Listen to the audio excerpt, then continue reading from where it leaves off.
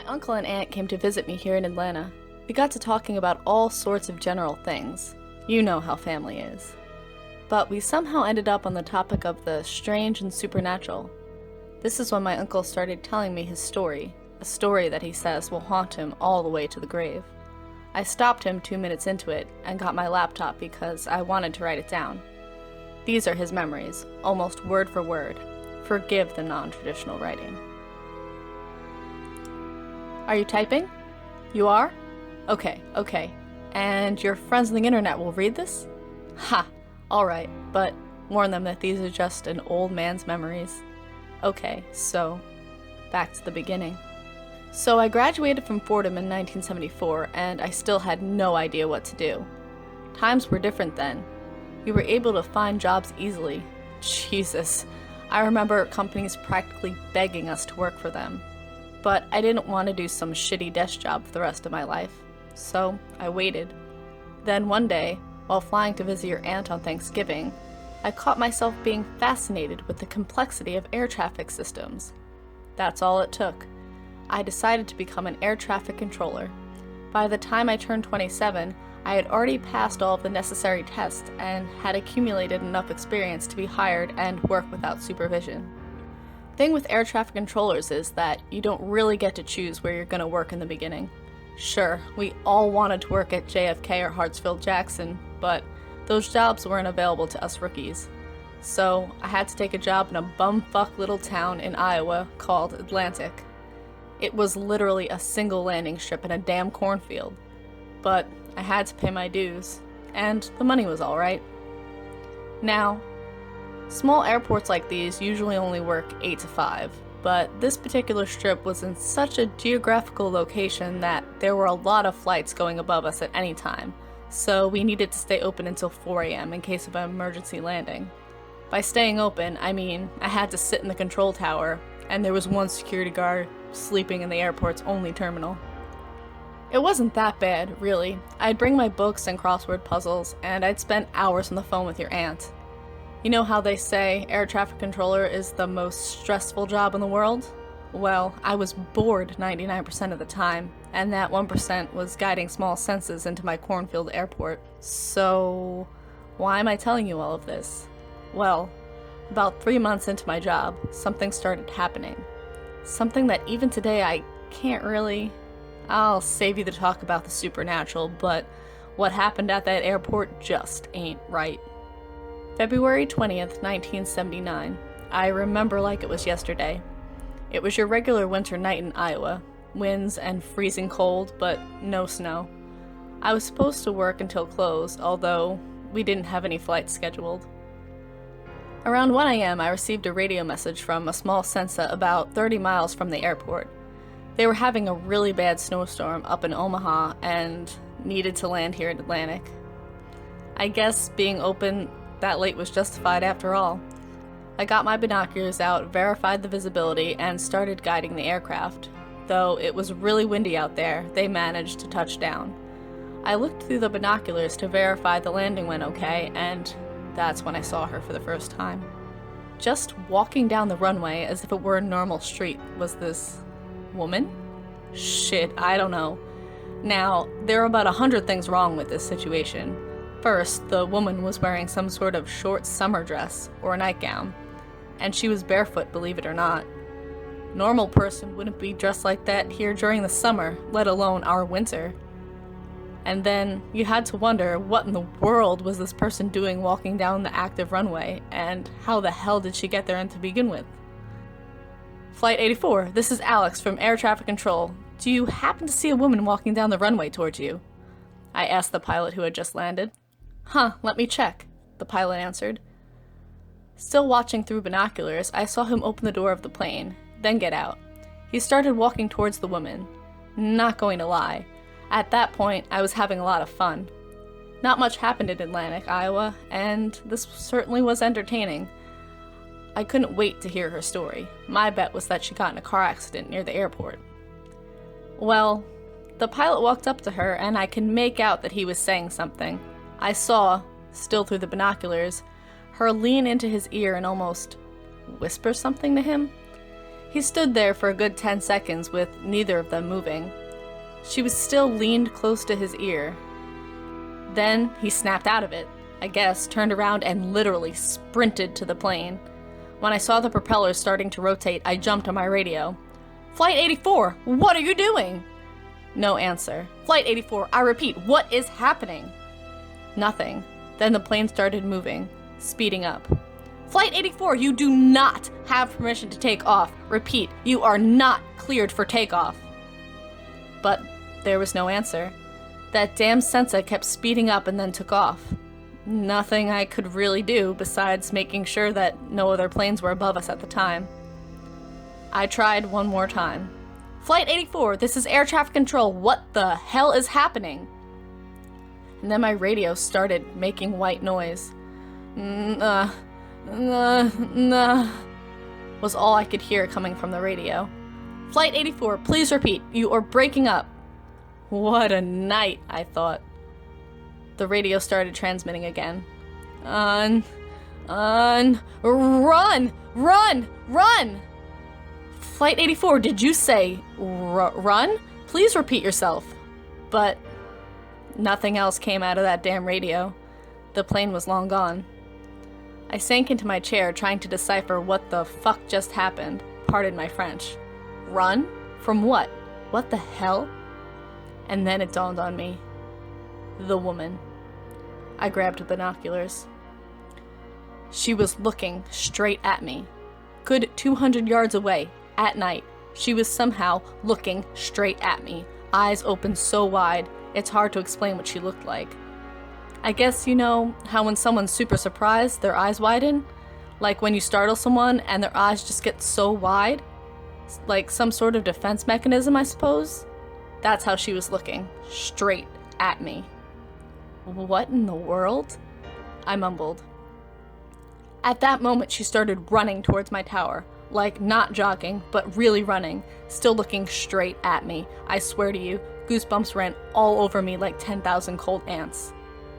You know, I'm not one to get scared. Shit, I spent 6 years in Vietnam, but something about this situation, something about that pilot telling me to run and this woman running towards me, something seems so wrong. "Joe, are you there? Joe," I blurted into the radio. Joe is our night security guard. He didn't answer. Shit.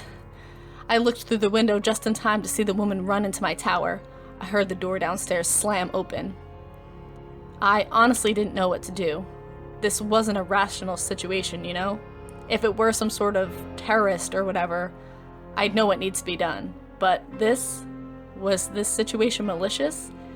It was certainly strange, and the exact weirdness that not knowing what is happening is what made me run into the bathroom and lock the doors. As I turned the lock, I heard the control room doors open. You know how in your generation's movies you just hear quiet footsteps of some invader slowly looking for you, and then the shadow shows up under the door? Well, this was the opposite. As soon as those doors opened, chaos began. I tried peeking through the keyhole, but all I was able to see was this fast shadow running across the room, accompanied by a tremendous noise. I swear I was so shocked that at one point I nearly opened the door just to see what was causing all of this. Then a hard slam on the bathroom door nearly had me fall on the floor. And then, nothing. Silence. I could lie and pretend I was brave enough to get out of that bathroom soon after, but I wasn't, I'll admit it. I stayed in there the whole night waiting for the morning shift. Around 7:45 a.m. I heard a familiar voice say, "What in the fuck?" It was Clark, the morning shift controller. I opened the door to see a scene so twisted that even to this day I remember every detail. The control room was nearly totaled. Radios ripped out, papers and manuscripts everywhere, radar screens smashed to pieces. When the police came, I gave a full report. It took 11 days to repair all the equipment and get the room fully functional. The security guard on duty that night was fired. They even started considering installing security cameras. I know. Today that seems like a normal thing to you, but it wasn't back in the day. The police had no idea what to make of it, and they just urged us to report anything suspicious. I used the 11-day break to sort myself out. and by the end of the forced vacation, I was convinced that all of this was caused by some deranged woman, possibly a mental patient? Whatever made me sleep at night, right? I came back to work on March 4th. I was a bit worried about working nights again, but I was convinced that whoever did this was far gone by now. The next month or so was very uneventful, just how I liked it. Iowa was scheduled to get hit with a big snowstorm that day. Most of the flights were grounded, but some were still in the air, and I had to work. I hated it because if we did get hit with heavy snow, I'd probably end up being stranded. I wish that was the worst thing that happened. Around 11 p.m. that night, when it was already snowing big time, I received a radio message from a small private jet that was some 50 miles away. They were getting caught in heavy winds, and the pilots wanted to land in our airport immediately. Now, jets like that would traditionally be too big to land at our strip, but the emergency called for overriding the guidelines. Flight 676, you are cleared to land, but we have to remain in contact at all times. The strip's pretty short. Do you acknowledge? Sure thing. Let's just put this puppy down, shall we? The pilot answered. It was snowing heavily by that point. Thankfully, we had a cleanup crew clean the runway before they headed home, so it was still in decent condition. Again, back then, they were way more relaxed about the rules. I took a look at the strip to make sure it was clear. And out of nowhere, just when I'd forgot about her, she appeared. She was just slowly strolling down the strip about 100 yards away from the tower, her bare feet slowly moving across the freezing asphalt. The worst part about it? She was looking straight at me again with those crazy fucking eyes. This is when I realized what the most disturbing thing about her was. She wasn't blinking. I was looking at her for a good 2 minutes, winds and snow blasting her in the face, and she wasn't blinking. It was almost as if she didn't want to lose a fucking millisecond of looking straight at me. Oh, God. Flight 676, maintain. I repeat, maintain the altitude until further communication. Traffic control. This is 676. That is a negative. We cannot maintain with headwinds like this. We have to land. Are we clear? We are 6 minutes away. I couldn't risk the lives of the people in that plane. I had to land them, despite this whatever was walking down the runway. Cleared to land, 676. I put down the radio and looked through the window. She was now some 10 yards away, coming closer to the tower. Though I shouldn't under any circumstances leave the control room, I ran down to the first floor and locked the outside door. I knew she was close, and I knew she was coming. When I got back to the room, I heard the radio. Control tower, we are approaching on the runway. Please advise. Rotate 3 degrees right. Acknowledge.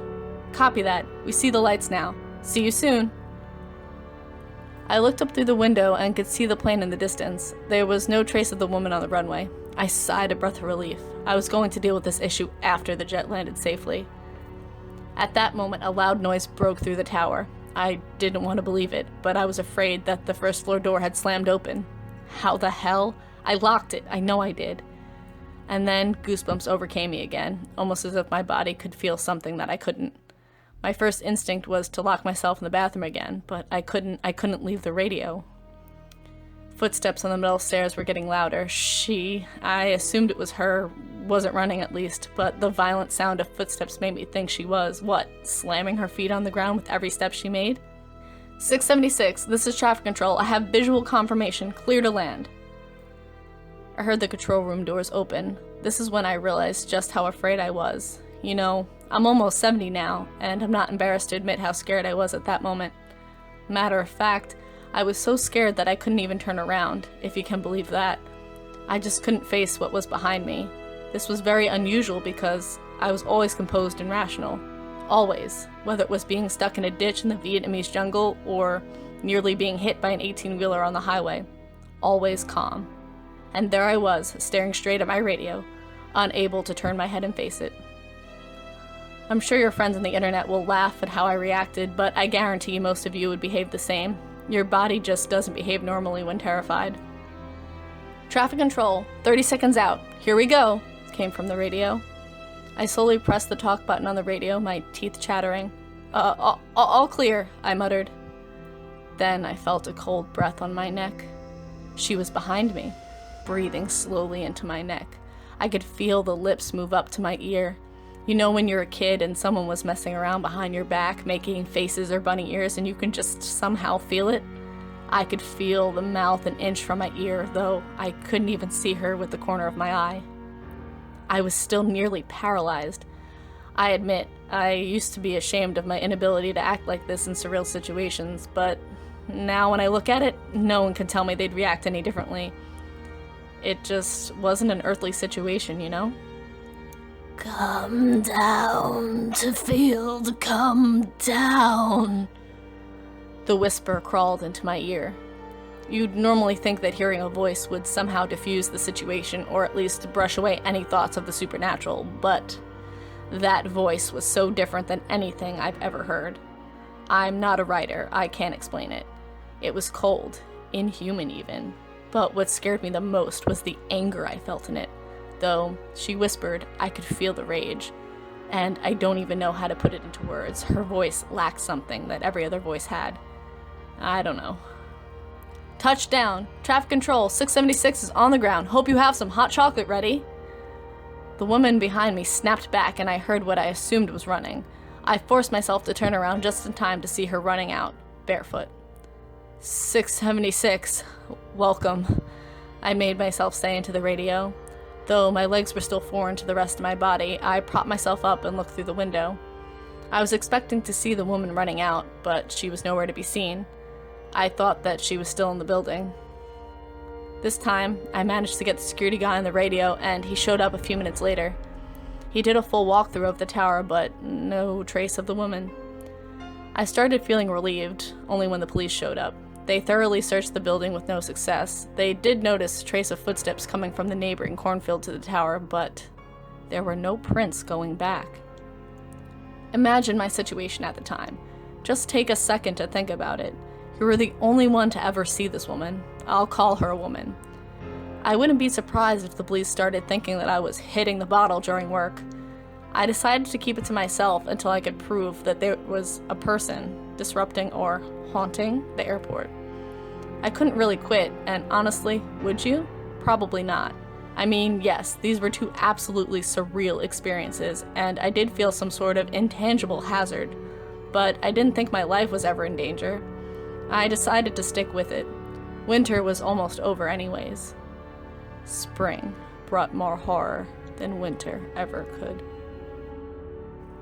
Hello, creepy people. I hope that you enjoyed part 1 of this story, and make sure you stay tuned for part 2 next week. So make sure you click that blood red button down below so you never miss a scary story.